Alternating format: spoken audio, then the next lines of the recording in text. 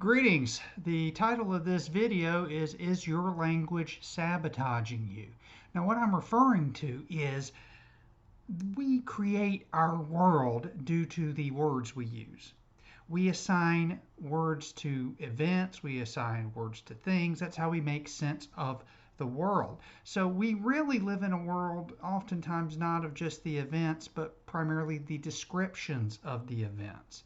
Those descriptions of the events oftentimes becomes the habitual way that we interact with our world. So when things happen to us, a situation, an interaction, we instantly label it with language. And this is can be a helpful thing that we do to understand our world. However, sometimes we forget that the event that we are experiencing or have experienced is not the language, it's totally different.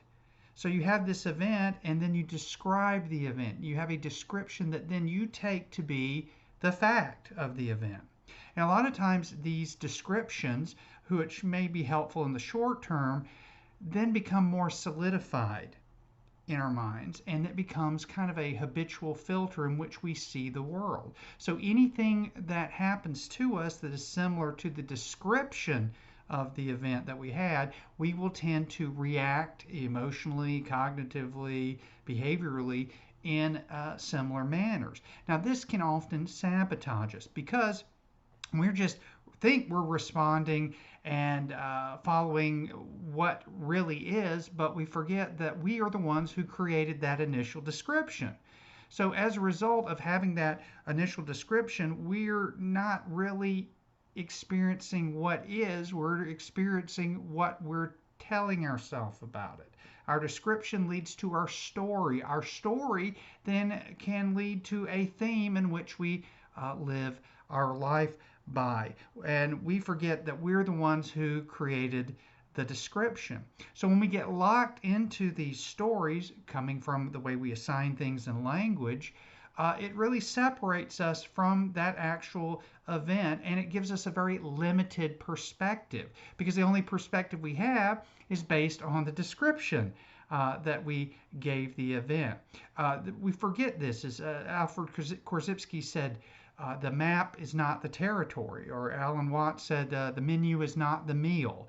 So you're looking at a menu of, it says hamburger, you don't try to eat your menu because that's merely a description of the hamburger. The hamburger in of itself is this thing that you experience, and then we give it a title, a label, and then we create a story like, I love hamburgers, or hamburgers are really good for you, hamburgers are really bad for you, stay away from hamburgers, eat more hamburgers, whatever it is. And then we start to live our life by that description that's purely based in language. Now, sometimes language can help us. A lot of times language limits us.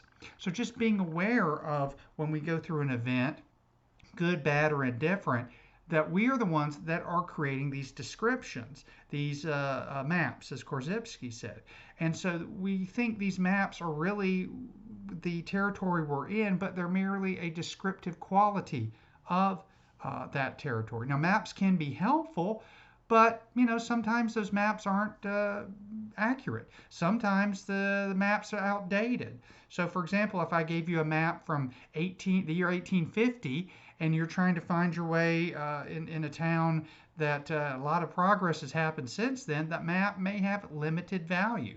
But if you still insist that that is the proper way, there should be this road here that's no longer here, or there should be an open space where there's a shopping center, you get into this battle with what's really going on against your idea of what you think is going on that's really based on these outdated or sometimes just mistaken perceptions based on that initial labeling of an event, a situation, or an interaction.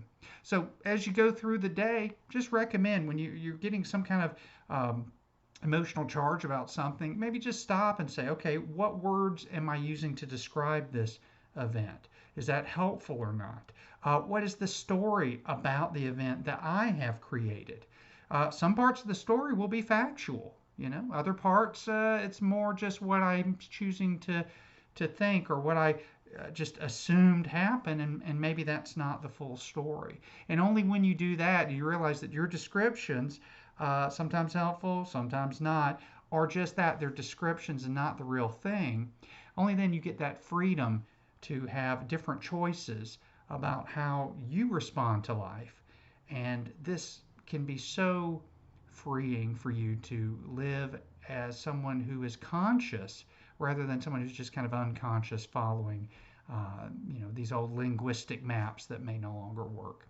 Hope this helps. Hope you have a great day and keep evolving, keep growing. Talk to you soon.